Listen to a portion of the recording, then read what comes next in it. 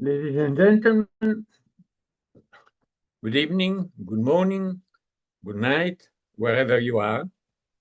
Welcome to the webinar Latin America in Outer Space, produced by the Cultural Considerations Working Group of the Moon Village Association. I am Remo Rapetti, co-chair of this working group. Among the many non-spacefaring countries, Mexico and other Latin American countries play an important role in space exploration and will play an even more meaningful role in the future. Today, we have invited three speakers who will give us their opinion about this topic. We will start with Alejandro Viadas Loyo, who has a BA in International Relations with a focus on political analysis from the National Autonomous University of Mexico, and is currently pursuing a master's degree in political analysis at the Universidad de Guanajuato. He is the co-founder and coordinator of the Center for Global Order Studies, where he researches Mexico's role in the aerospace value chain, the Mexican space program, and new trade routes within a multipolar globalization. The second speaker is Anne Warren Johnson, professor in the graduate social anthropology program of the Universidad Iberoamericana in Mexico City, where she teaches classes on science and technology, the anthropology of futures, and material culture. She has published articles in the Revista Colombiana de Antropología and Acta Astronautica, as well as chapters in the edited works Exploring Ethnography of Outer Space, Space Feminisms, the Routledge Encyclopedia of the Social Studies of Outer Space, and the Southern Space Studies. The third presentation will be by Umbriel Lopez Avalos, head of the Citizen Participation Department at the Instituto Electoral del Estado de Guanajuato. He holds a BA in Social Anthropology from the Universidad de Guanajuato. He is currently pursuing a master's degree in political analysis at the Division of Law, Politics, and Government at the same institution. After the presentation, there will be, as usual, a Q&A session run by my co-chair, Lisa Pettibon. The attendees can ask questions via the chat button. And now let's go to the presentations. Alejandro Viadas Loyo will talk about Mexico and the moon in the future. Please, Alejandro, the floor is yours. Thank you, Remo. Well, first of all, I want to say hello to everyone all over the world, and I'm going to start to share. I want to talk about the Mexican, a couple of things about the Mexican way of thinking the moon. First of all, from the way of the country, the way of the state, how we see it, why we have a position about the global resources and the space resources, thinking about the moon as a common good, right? So I'm gonna talk to you about this. This is important to understand why we sign some accords and why we think that exploration have to be peaceful and have to be with cooperation. So here in Mexico, we have a way of thinking the foreign affairs. This way of thinking is it starts at 20s and 30s from the last century, and it's called Doctrina Estrada. This was a person from the government that create some principles known as a non-intervention. So we said, okay, Mexico is a country that it's not gonna have intervention or a way to have an opinion more than what we can see. Okay, we don't care, or no, it's not that we don't care. It's like we cannot get in the national topics, problems from the other countries. So that's why we have this principle of non-interventions. This principle seeks to preserve the sovereignty of nations and avoid the interference in their internal affairs, right? So this is the way why Mexico, it's like a country that always try to be with respect and peaceful in every treatment and in every bilateral or multilateral relation that we have. This is how we create our international affairs. So then we, in the space topics, we start to join all over the world, signing the Outer Space Treaty on 67, right? And then we ratify on January 31st and 68. This appear in the, here I have this pic that it's a Diario Oficial de la Federación. It's a way that the government communicate and make official the politics. So with this public, when they public here in the Diario Oficial, we have ratified the Outer Space Treaty. So when we try to transfer, or why we sign these agreements, because we have the Doctrina Estrada that with our principle of non-intervention, and we have in these accords the same way of thinking, that we can go to the space or to outer space and make peacefully exploration. That is what is important for Mexico, very important for Mexico. So we adhere to the Artemis II. We signed in October 2020.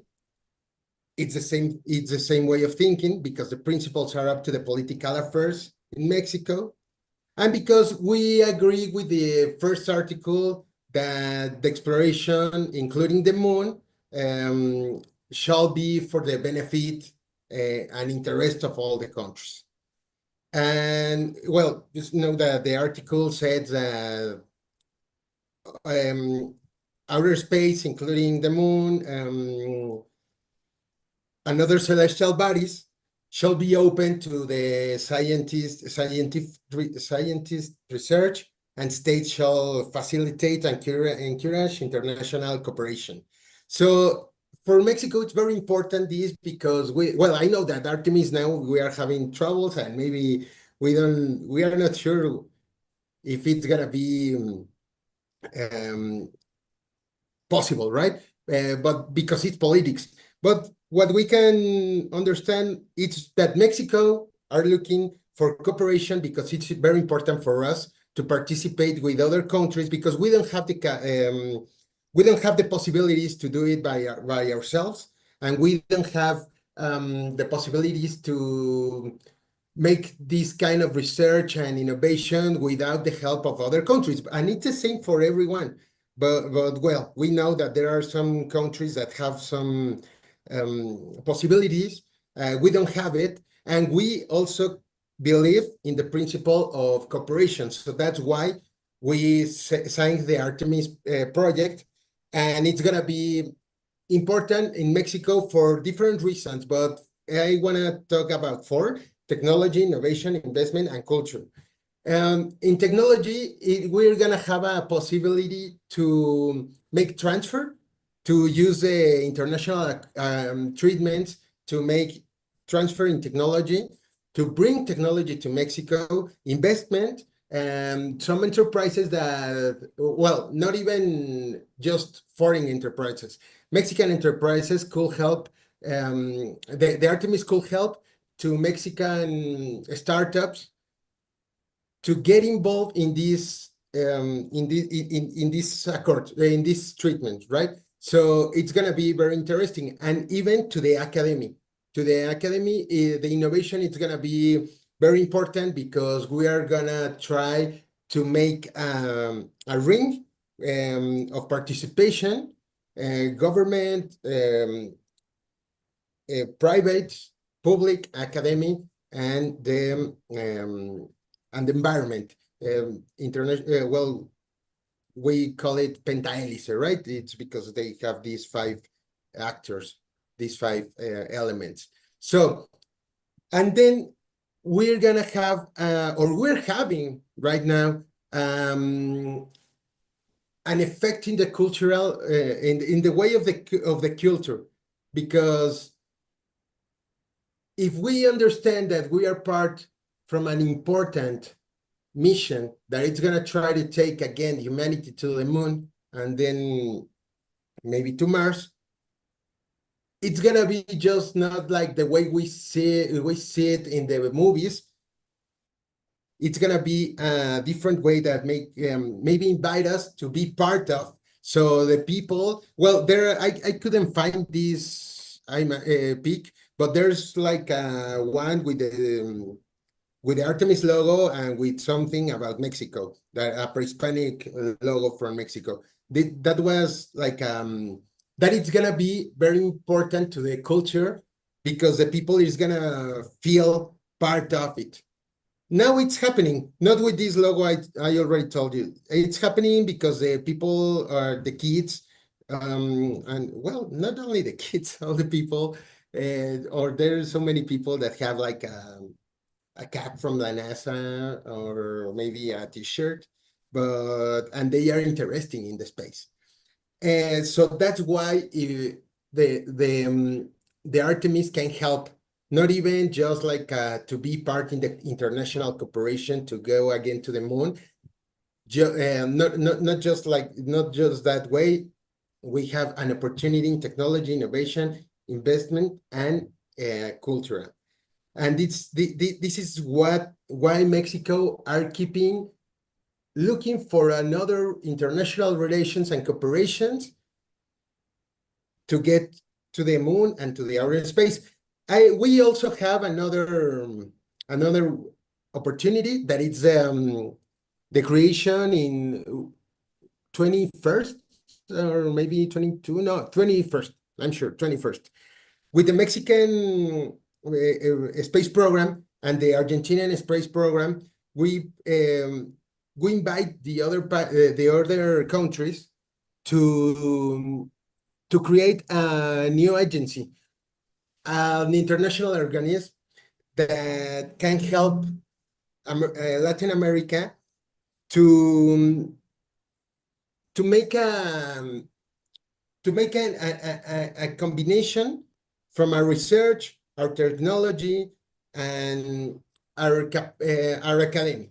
And this was the Latin American and Caribbean Space Agency. In Spanish is Agencia Latinoamericana y Caribeña del Espacio, right? So we also try to catch opportunities, not even with the Artemis, not even with our Latin America region. We try to talk about the space with and the technology and innovation with another countries, with Japan, with South Korea, and more. So that's why it's important. We are trying to make something to get to the moon. We also have the last year mission from the National University with an important or an interesting project. So we are trying to involve in this opportunity. And that's the way we're gonna think the future, and that's the way that Mexico is going to send or export their politics and their beliefs to the moon. And then I'm just gonna finish with telling you something the personal. This is the Coyolxauhqui, that it's the moonstone that we have here, the pre-Hispanic moonstone that we have here in Mexico. But I just want to tell you what this means to me, because when I was at the middle school, more or less, I remember that these stones were founded in the 70s.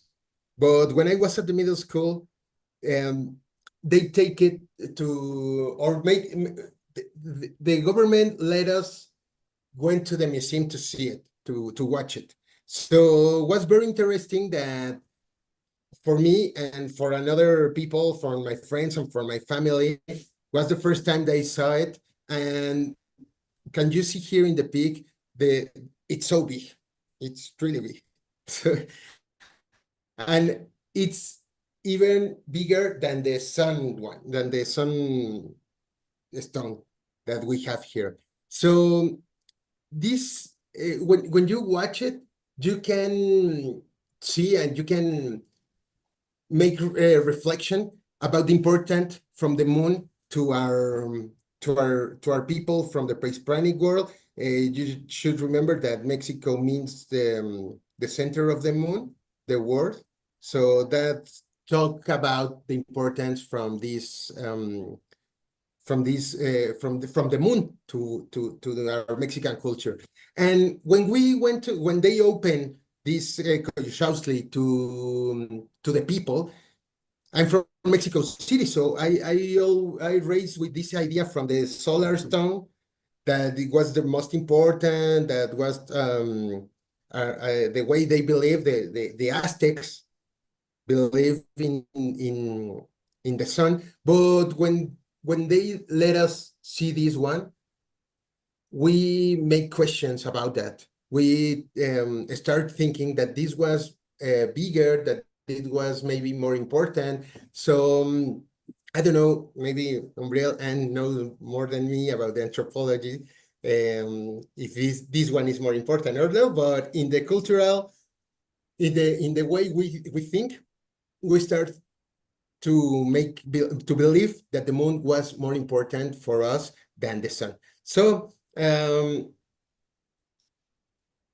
Mexican people, or in Mexico City, the moon and the space can make a combination. And we here and right now, even if the Artemis are having some troubles, we can have the opportunity, and we also gonna continue with our pre-Hispanic culture, and this opportunity to go to take the ideas to make Mexico go with our pre-Hispanic culture to the moon, and keep being part of the world, and be in this intent to go to outer space. So thank you very much. Thank you to the Moon Villas Association, and thank you for everyone all over the world. Okay, thank you, Alejandro. It was a very interesting presentation. Thank you. And now we are going to listen to Anne Warren Johnson. She will talk about Latin American engagements with outer space, contradictions and alternatives. Please, Anne, the floor is yours.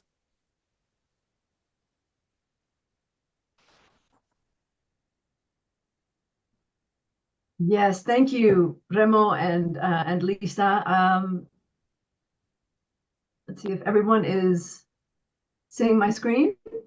Yes, please. Okay, great. Yeah, so the title is Latin American Engagements with Outer Space. I will be talking about Mexico. I have to be honest. It's the country that I know the best, and I think there are things that can be extended compared with other countries in Latin America, but there are also things that are very specific to Mexico. One of which is the importance of, as Alejandro said, pre-Hispanic culture. Another is the closeness to the United States, which I think are the two defining factors of Mexico, and its relation to a lot of things, but particularly to outer space. So I'll be speaking more from an anthropological perspective. I know a little bit about political science, but I'm not a political scientist, so I'll try to stick more to the sort of cultural and social and some historical aspects of Mexico's relationship to the moon specifically. The things that I'll say are part of a larger project about the ways in which Mexico and Mexicans have engaged with outer space over time. And it's a project that I've been doing for the last 7 or 8 years, working really with a whole group that's what this slide is, the whole group of different actors in outer space, some of which are governmental, like the soon-to-be ex-Mexican Space Agency. That's a topic that's fascinating and maybe a little bit off topic, but the disappearance of the Mexican Space Agency, or its merging into another agency is interesting. Other actors who are not necessarily governmental, but like the Space Generation Advisory Council, where a lot of young people are involved, planetaria, academic institutions like the UNAM, and others, the Latin American and Caribbean Space Agency, but also artist groups like Cosmica, Mars Archive, community groups. It's really a sort of an octopus project that's trying to sort of delve into who are these different actors, individual and collective, who are somehow involved in outer space in Mexico. And I'll focus today on the moon, obviously, and going back to what Alejandro said about the sort of importance of the moon for pre-Hispanic and contemporary indigenous cultures. And I know that that's the topic that Umbria will be addressing in greater detail. Some students of mine and I did interviews in different planetaria and science museums, asking sort of people on the street what they thought about space.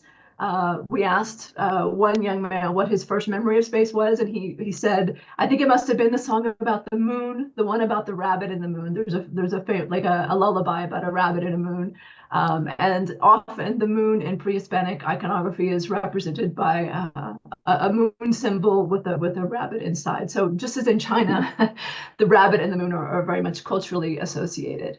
And I won't delve, again, too much into the pre-Hispanic and indigenous elements of the moon, because that's Umbria's topic, but I will say that it is something that also informs how contemporary Mexicans see the moon and think about outer space.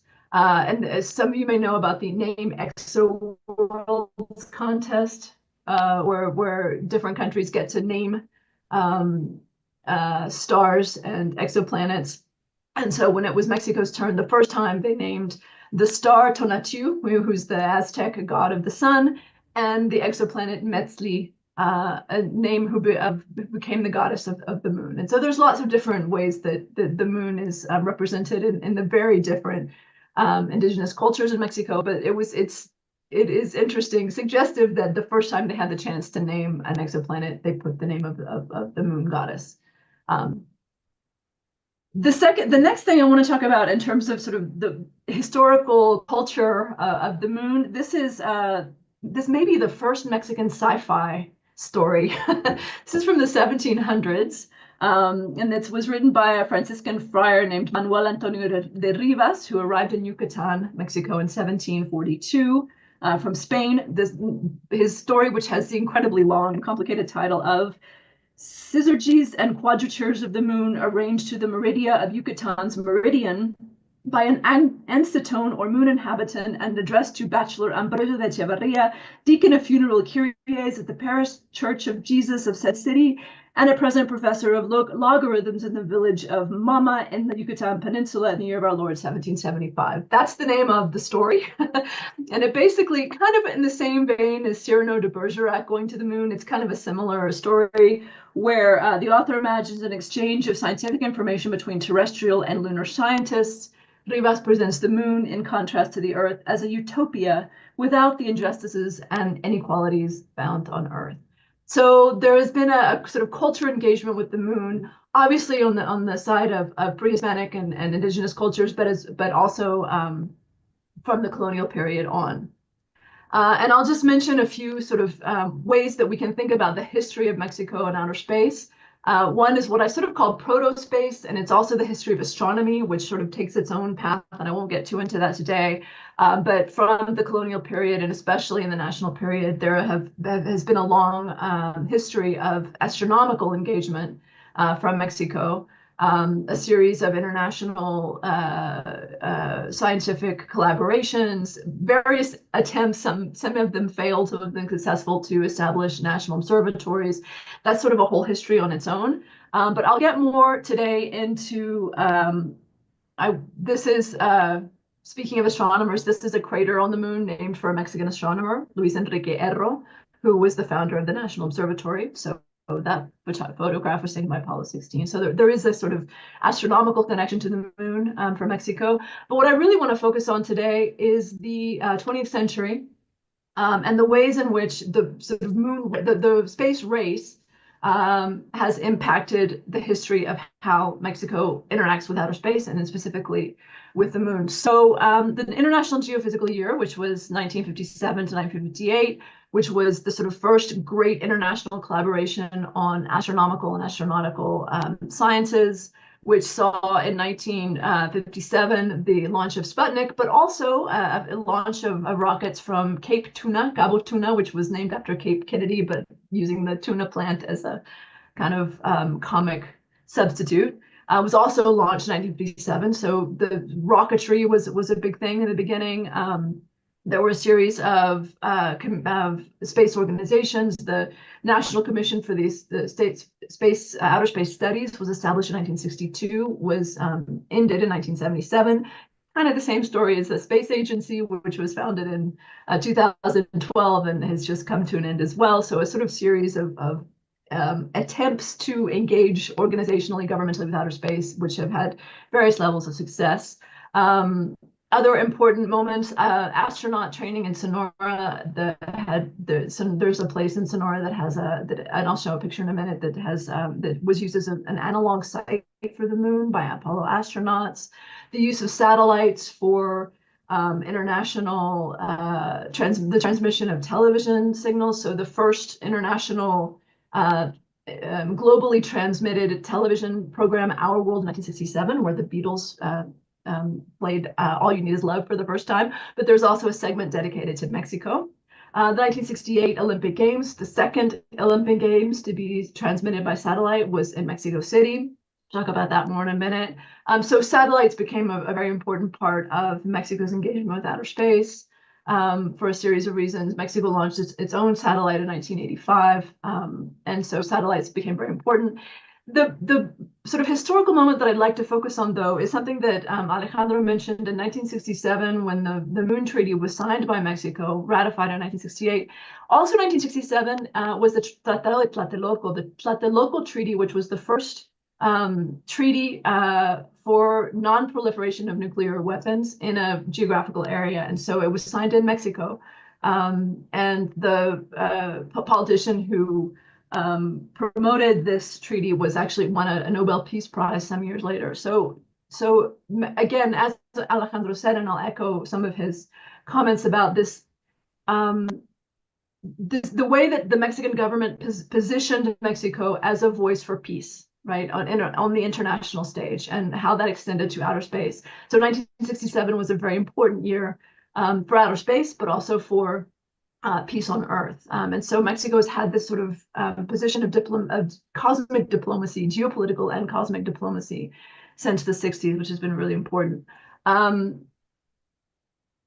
next year, 1968, was the year of the Olympics. It was a very complicated year. In the very same place where the peace treaty was signed, the next year the government massacred lots of students who were protesting government authoritarianism. So there's always been this sort of contradiction between international, trying to be a peacemaker on the international stage, but also government repression on the national stage. So that's always been a tension.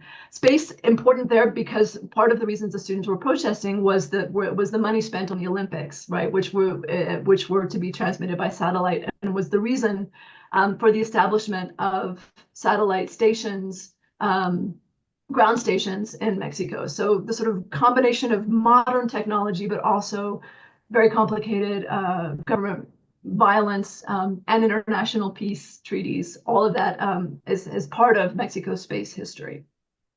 And the use of space imagery as artistically as a way to participate in this kind of cultural diplomacy is also really fascinating. This here is from my hometown, San Antonio, Texas, which is a mural by Juan O'Gorman, a very famous Mexican muralist, called Confluence of Cultures, which was for the 1968 World's Fair in San Antonio. I don't know if you can see it, but right sort of toward the middle right-hand side, there's a rocket and an astronaut.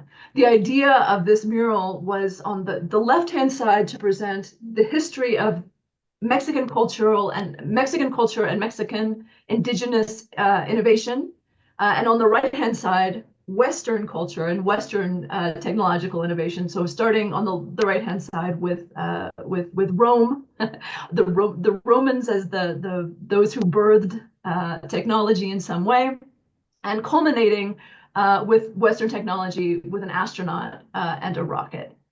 So this sort of the use of space imagery as part of an appeal to modern technology and the role of Mexico in as a country that aspires to participate in that modern technology, I think is really fascinating.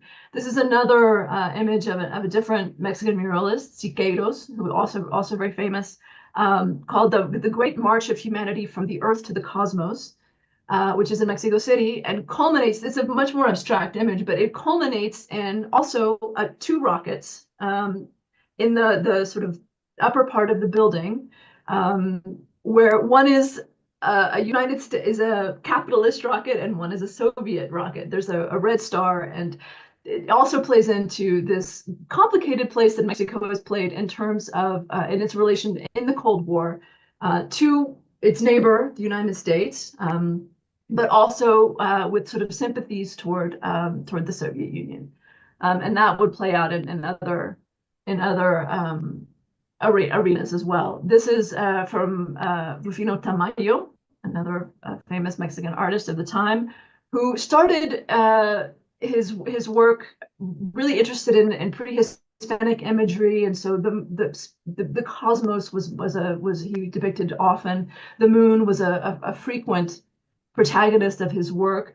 After the moon landings, he became really interested in outer space and actually went to NASA along with Marcel Duchamp and other artists to sort of soak in the technology, the most modern technology, but from an artistic perspective. So some of his later works, these two are later works, Men in Space and Astronauts. So he combined this sort of pre-Hispanic iconography and the sort of curiosity and awe inspired by the universe and the cosmos with a real interest in space technology that also he was hesitant about. He was sort of in awe of it, but also like, maybe this technology is taking away humanity, man's humanity. Here we have an image of the Apollo astronauts in 1972 in Sonora, in Pinacate, which is the lunar analog, a lunar analog in Mexico. And then the moon landings themselves, which were, I mean, as we all know, they were sort of meant to promote this idea of humanity, one small step for a man, one giant leap for mankind. In Mexico, the sort of traditional, the mainstream press took up, broadcast the moon landings. They were very interested in the moon landings and sort of echoed that idea of look what humans can do. Look how we in quotes have landed on the moon. There's an interesting report that was the report for during the moon landings that trying to find the actual quote. Some papers in both newspapers in both the industrialized and underdeveloped world, and this is in a report from a U.S. agency to the president, mentioned the contrast between the billions spent for space exploration and lack of success in dealing with urgent problems facing humanity here on Earth. But many answered such criticism by noting that his great undertaking of man does not hinder human progress, but in the long run helps humanity marshal its talents and resources in solving age-old problems. Evidence this agency reported to Nixon, said, evidence of the profound impact of the moon landing from all corners of the world is copious and also moving. Among other expressions of global enthusiasm, the agency notes that school children in Bavaria and students in Mexico were excused from classes that day. So there was a lot of sort of celebration around the moon landings. They were transmitted by satellite to a lot of homes, especially in Mexico City, not so much outside Mexico City, although there was a radio transmission to the more rural areas. Here we have Jacobo Zabludowski, who was the sort of the leader or an owner in a lot of cases of Mexican television broadcasting, talking about the moon landings, as well as Cantinflas, who is a very famous Mexican comedian who also had a show on his show about landing on the moon and sort of really celebrating this event. However, not everyone in the public was so fascinated. There was a cultural supplement to a popular newspaper called Culture in Mexico, where the leftist intellectuals of the time tended to publish. Octavio Paz, for example, Jose Luis Pacheco, Carlos Monsiváis, también, who I've quoted here. And on the cover of their first issue after the moon landings, they divided the cover between, on the bottom, we have the moon landings, and it's 8 poets, seven Mexicans and 1 Argentinian. The Argentinian was Borges, who responded to the moon landings. And on the top was the last days of Trotsky, who had been killed in Mexico some decades before. So there's a real contradiction, I think, to be seen. And not everybody was so celebratory of this grand leap of humanity. Carlos Monsiváis, who, from a very sort of 1960s decolonial perspective, and part of his what he wrote in the paper, if you confront me with your Neil Armstrong, I will respond with Frantz Fanon. So very, very critical of the United States. But there are also popular culture retellings of this story. There was a film that's supposed to come out soon, or it's just come out, called A Mexican on the Moon, which takes up a local history in Colima, where there is a belief in one of the small towns that Neil Armstrong was actually born in Mexico. So there's a lot of stories around Neil Armstrong being born in Comala. And so this film, which was based on a novel, takes up sort of the local stories of the fact that the first person on the moon was actually a Mexican, because Neil Armstrong was born in Mexico.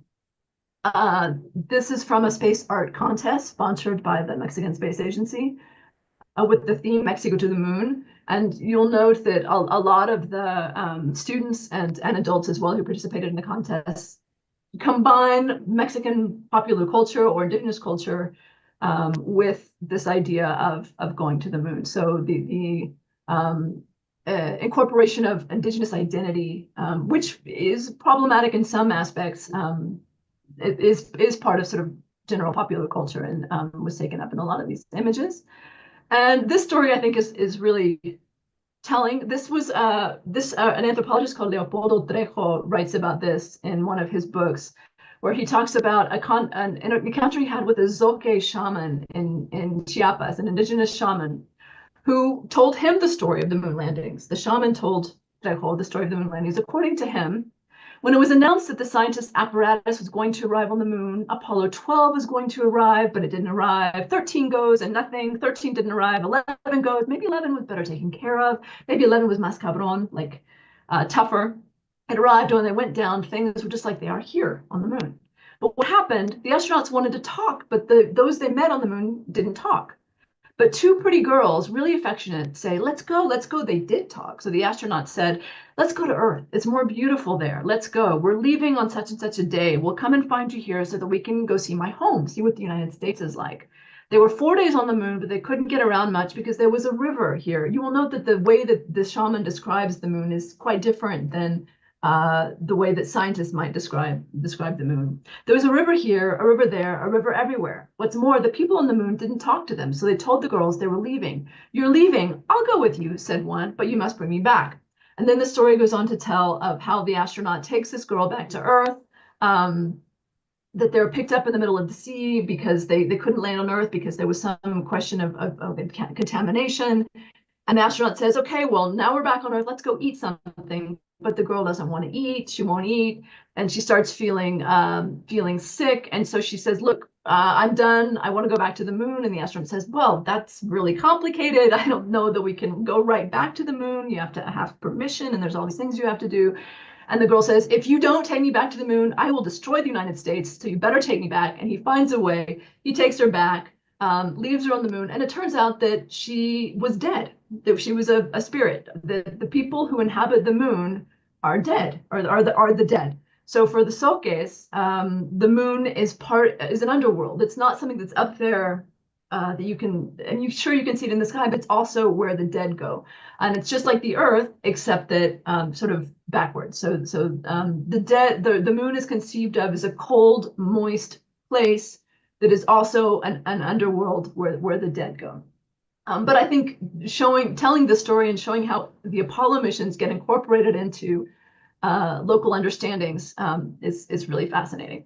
So the last bit I'll talk about is New Space, the most recent sort of bit of Mexican history in space, which incorporates on a local level the privatization of telecommunications, the creation of the Mexican Space Agency, also the International Astronautical Congress, which was held in Guadalajara in 2016, where Elon Musk announced his plans to terraform Earth. He was a hero at the time and is now the villain of every story, but that's also part of the history of New Space in Mexico.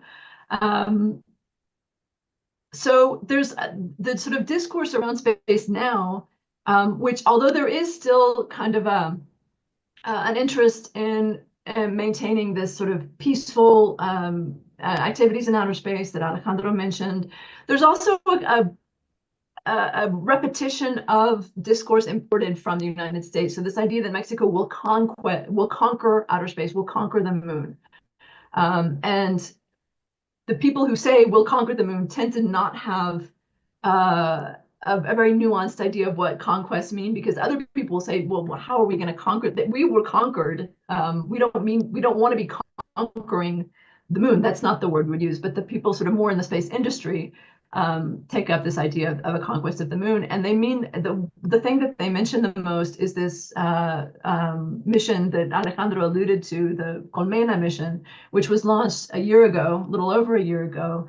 Mini robots constructed by a laboratory at the UNAM, which were launched to the moon, but never. It was part of the Astrobotic mission that did not actually make it to the moon, so it was destroyed before it got there. And so there's this, on the one hand, the kind of repetition of we need to conquer the moon, we need to develop technology, we need to develop an economic niche. But on the other hand, there are a lot of other things that are going on that are not necessarily part of that way of looking at outer space.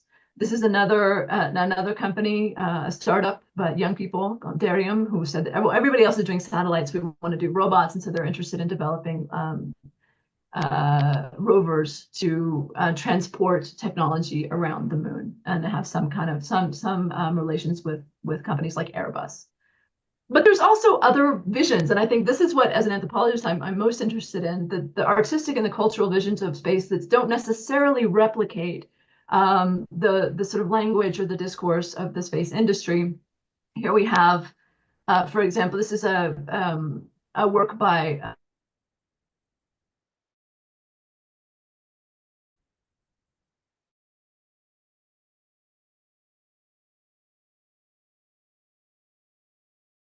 And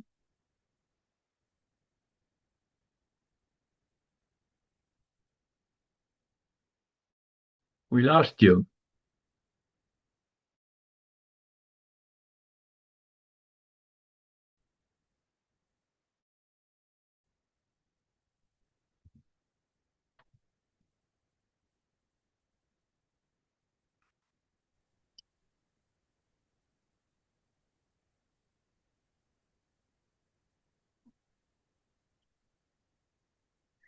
Hi.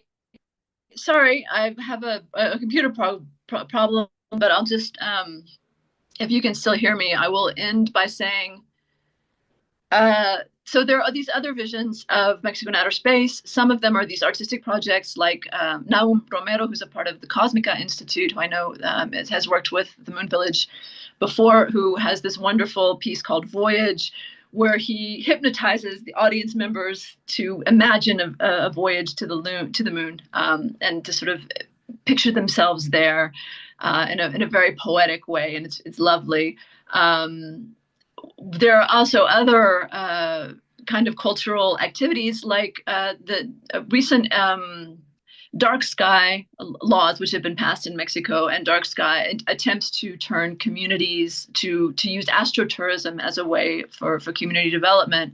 So communities that do have some kind of dark sky, who will celebrate both the possibility of observing outer space and enjoying a dark sky, even if only a few hours away from Mexico City, which is one of the more luminically contaminated cities in the world, but also incorporate local cultural knowledge and interest in the moon, for example. And so they will tell stories about the moon and myths about the moon, but also gaze at the sky. So I will end there, just so that we can have some time to talk to Umbriel more about the indigenous understandings of outer space. And I'm really looking forward to the discussion. Thank you. Thank you, and you gave us a lot of information. There is a whole world I didn't know anything about. Great, thank you. Umbriel, now it's your turn, and Umbriel Lopez Avalos will speak about connections to the moon, perspectives from indigenous communities in Mexico. Please, the floor is yours.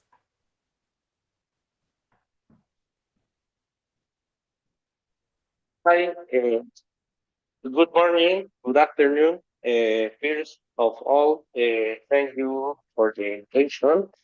I'm Umbriel, and today I am going to talking to you about the indigenous culture in Mexico and its relationship with the moon.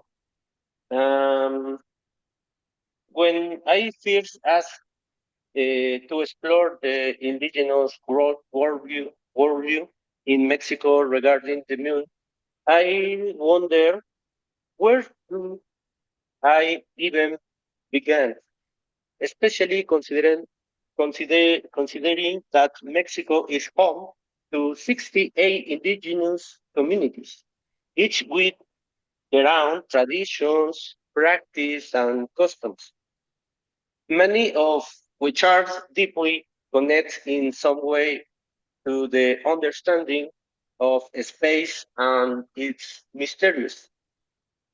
To get a sense of the linguistic diversity in Mexico, we can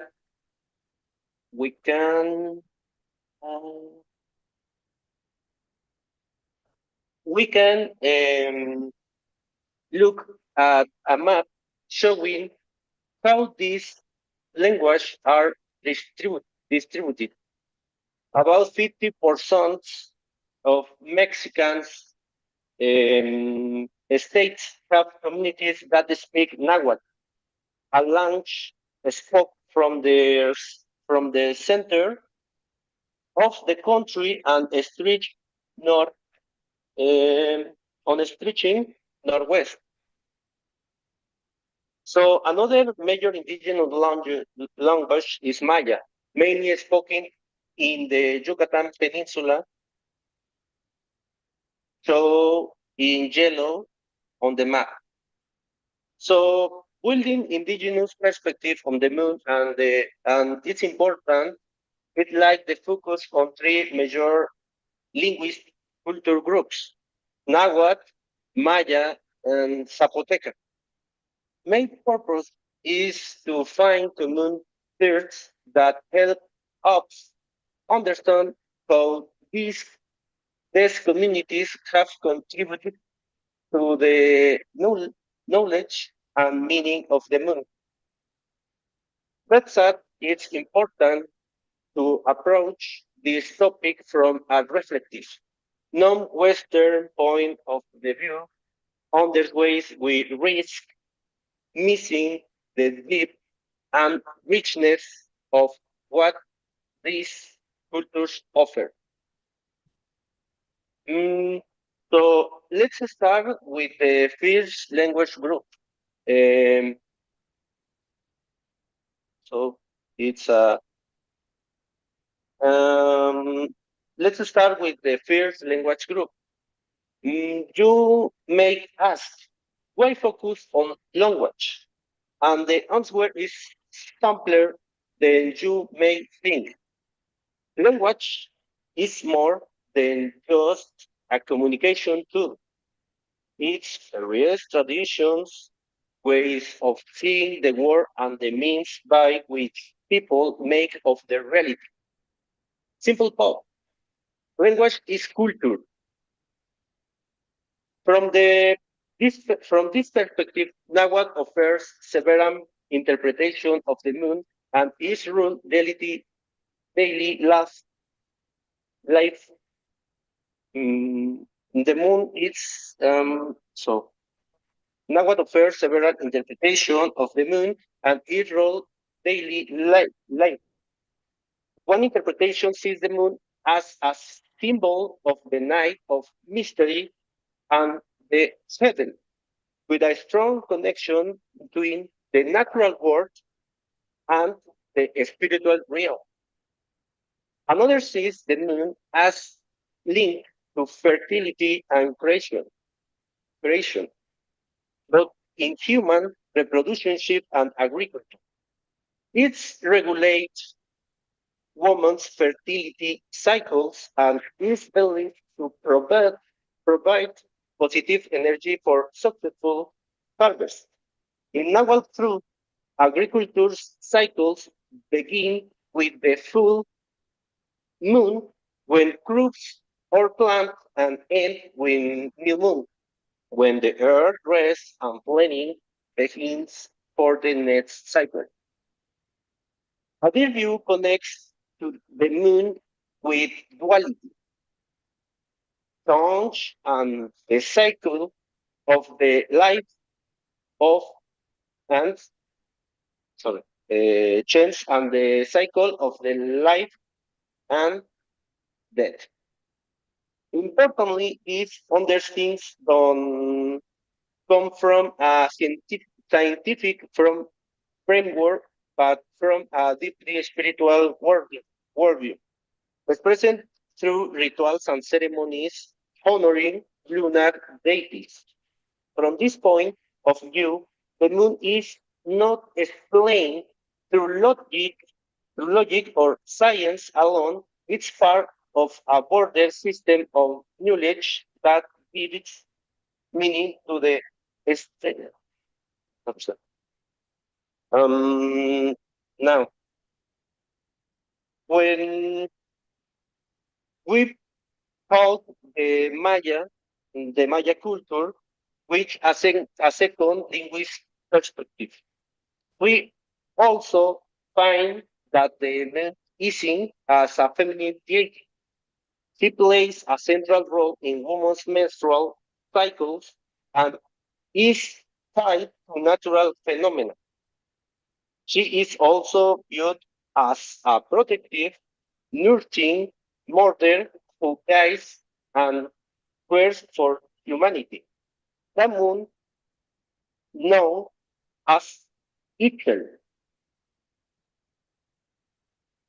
is believed to grant rain, provide that ingredients for medicine, and in some accounts, act as a bridge between humanity and its animal, the creator of human kills.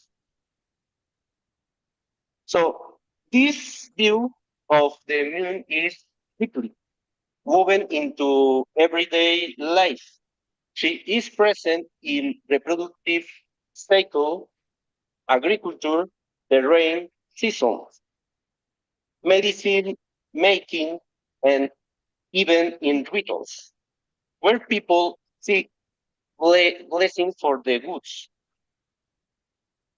That's way she becomes a central figure in the cycle of life because it's through ritual, through the moon that people reach their goals and sustain their communities. For Zapoteca communities, mostly based in the southern state of Oaxaca, the connection with the moon is more intense. She is seen as the mother of Zapoteca culture.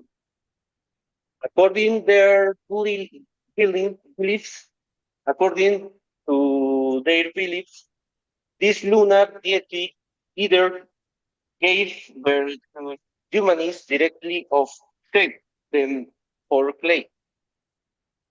Now, Coyoalzawiki, she is a goddess of the moon and water.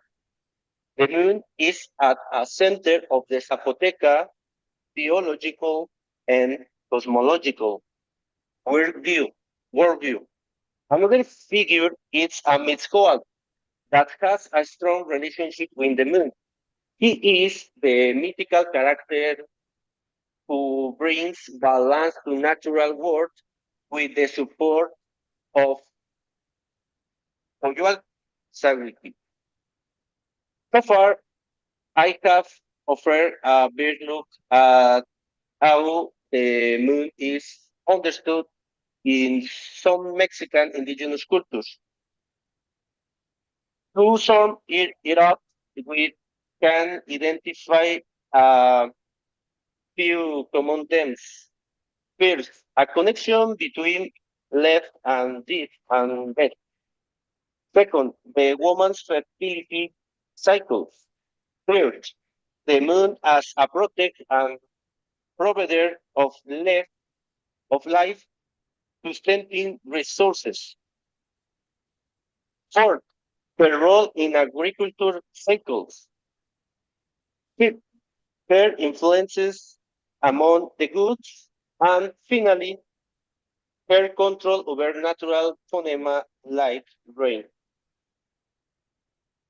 In this way, his indigenous perspective on the moon still plays vital roles in the people's everyday life.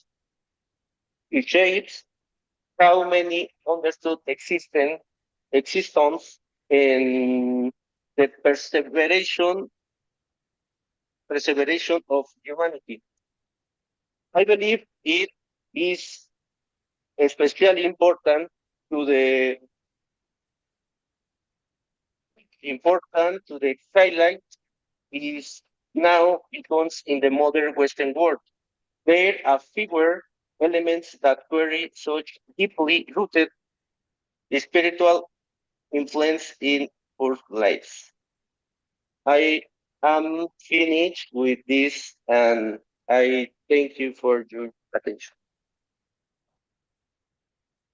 Thank you. Thank you, Umbriel.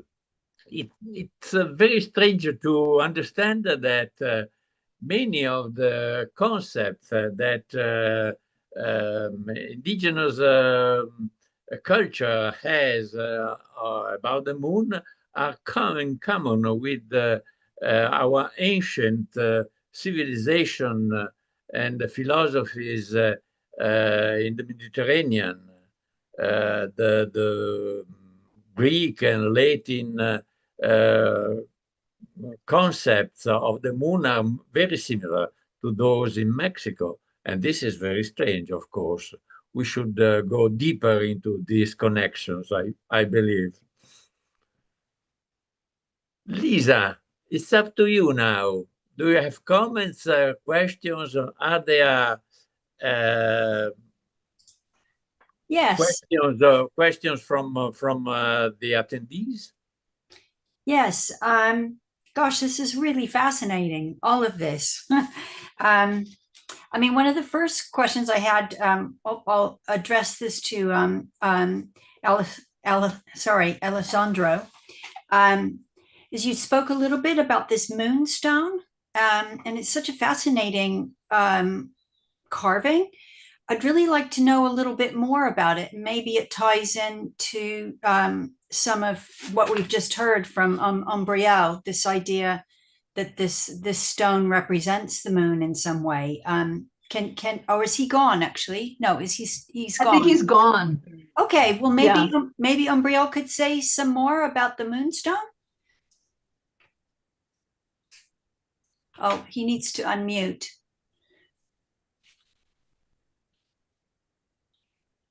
I'm not sure if he can hear You're us. mute. You're mute. Can you te puedes quitar el silencio de tu micrófono, Brian? Okay. Yes. Yeah. Could you say a little bit more, Umbriel, about the moonstone? What you know about that carving that he showed earlier? I'm very nervous. I mean, if you want. I don't know. Sorry. I can say a little bit. I'm Okay. This is not my.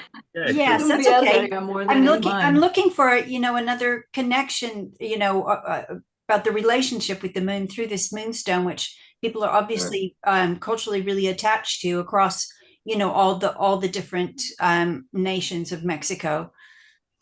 Sure. Yeah. So there again, there are a lot of ways that the moon is represented in pre-Hispanic art through codexes and the sort of monumental sculpture. This particular moonstone is a representation of the goddess Coyolxauhqui, who was a Nahuatl goddess. She was a moon goddess, the sister of the stars. There were her brothers. Her mother was Coatlicue, another goddess. And the story, the reason that she's portrayed as she is portrayed in this sort of, she's as this fragmented body and this sort of beautiful but horrific. Yes, image. all the legs and arms are in different directions. Yeah, exactly. Well, her mother gave birth to another son, who was Huitzilopochtli, who was the god of who was a sun god, a solar god, and it was the god of the Aztecs who founded Mexico City. And Coyolxauhqui and her brothers, the stars, were really angry and upset that their mother was pregnant. They thought it was a lack of propriety, and so they tried to kill her. But when Huitzilopochtli was born, he took revenge by tearing his sister into pieces and scattering her around, so that her body became sort of part of the earth. So that's why she's portrayed that way, because she was dismembered by her solar brother. But it really does represent the sort of conflict between the solar and the lunar forces in pre-Hispanic mythology. Right. Okay. So it's view of the cosmos, of the sun and the moon, or that they're kind of in contention with each other. Exactly. And it's really because the sun, the solar forces in a lot of indigenous cultures tend to be the forces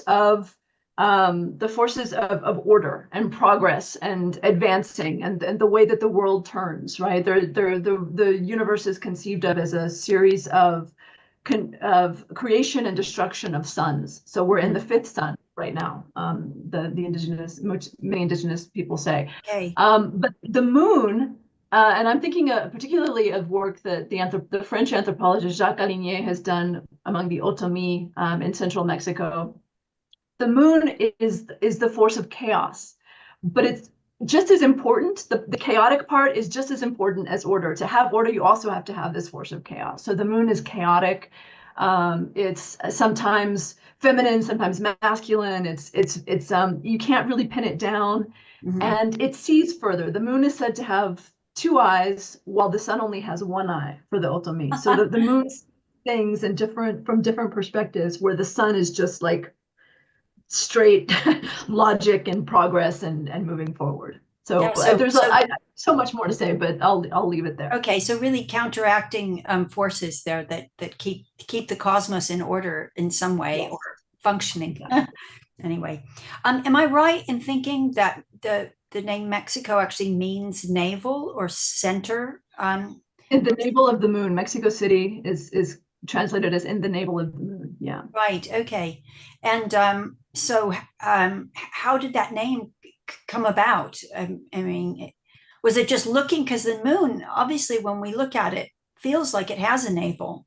The sort of the side of the moon that we look at actually has a kind of spot and these sort of I don't know, radiant marks coming out of it.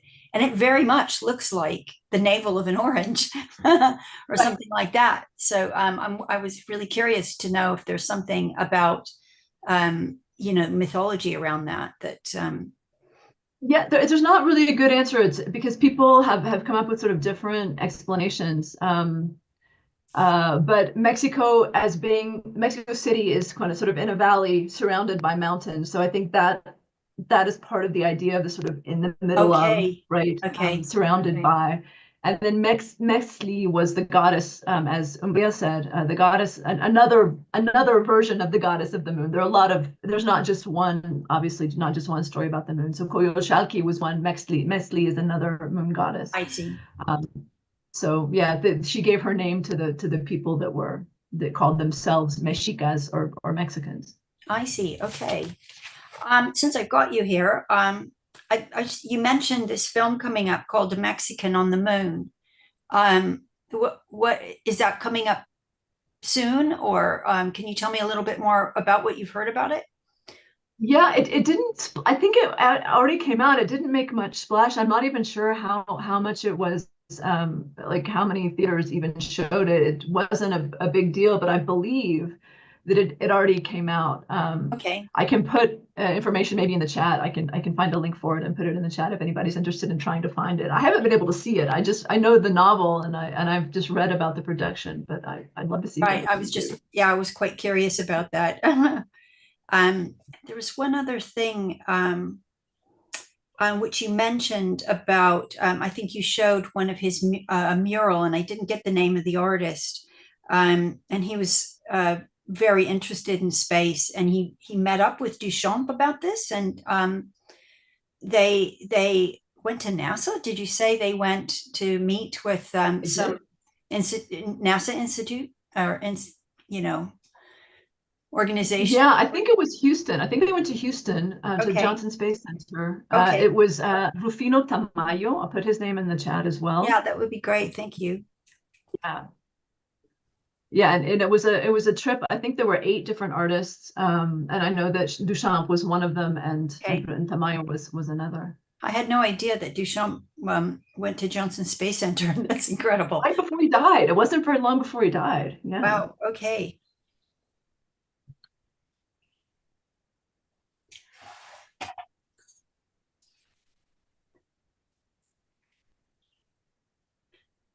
So, Remo, do you have any questions about? Just a small curiosity. Is there any astronaut that went to the ISS from Mexico?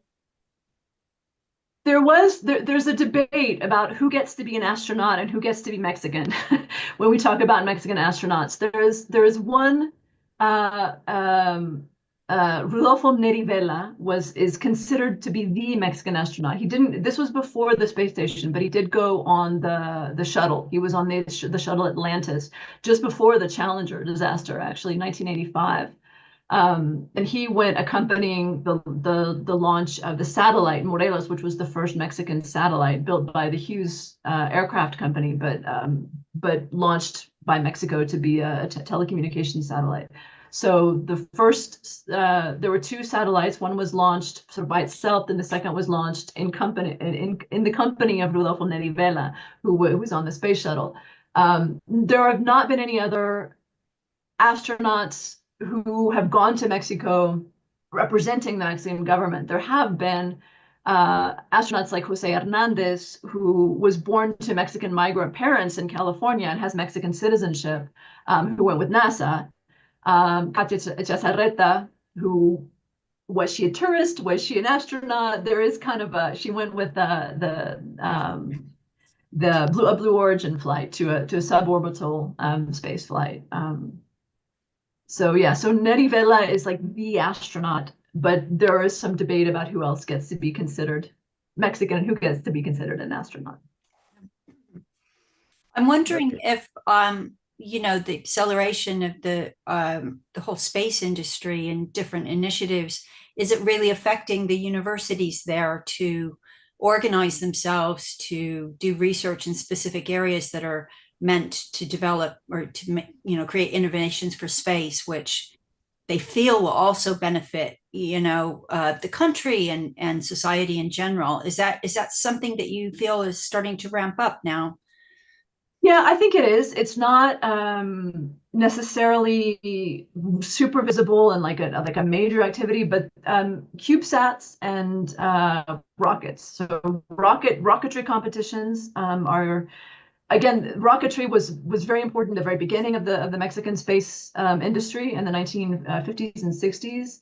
And then kind of died off because people got more interested in satellites. And then in the new space era, CubeSats have become important for sort of teaching technology and teaching in universities, teaching students how to engage with space and how to construct educational CubeSats. So those two things, I think, and then rocketry has had a kind of a comeback. So in the last few years, there's a national rocketry competition, and Mexican students have gone to rocketry competitions in the United States and in other parts of Latin America. So yeah, I think those two things are what's So are they launching their own CubeSats themselves? They are constructing CubeSats. The ones that have been launched, there's one called AztecSat, Aztec, like Aztec, but tech, like technology. Yeah. So again, the sort of combination of a pre-Hispanic name with modern technology. And it was launched a couple of years ago by SpaceX. Okay. So there nothing is being launched into space from Mexico. There are no launch sites in Mexico. So rocketry is just, you know, it's only 1 or 2 kilometers or however 3 kilometers, I think is the most. But other things have been launched by SpaceX. There was a CubeSat launched by ISRO, the Indian Space Organization, and it was a launch. Mostly it was a Brazilian launch, but Mexico had sort of a small payload on that launch a few years ago as well. Seems like they're well placed actually to have their own launch base. Yeah, there's a lot of debate around that because I think that. And I don't know what's going to happen now that the agency has been dissolved. I think that launching is not a priority anymore, but there was a point when there were negotiations going on with South Korea, even with Ukraine, to develop launch sites in Mexico. One of the problems is that one of the best places to launch is near the border, and there are regulations with the United States where the United States doesn't want things launched close to their border. So that sort of tension with the United States, again, is not something that necessarily happens in other parts of Latin America in the same way, but certainly does in Mexico. Yeah. Oh, fascinating. Okay, I think that maybe there are some questions. No, I don't think so. No, I don't see any myself. No. Okay, so we can say thank you both for being with us. It was very interesting and something, to me at least, very new. You gave us very interesting information. And thank you, and see you next time. Right. Thank you very much, everyone. Thank you.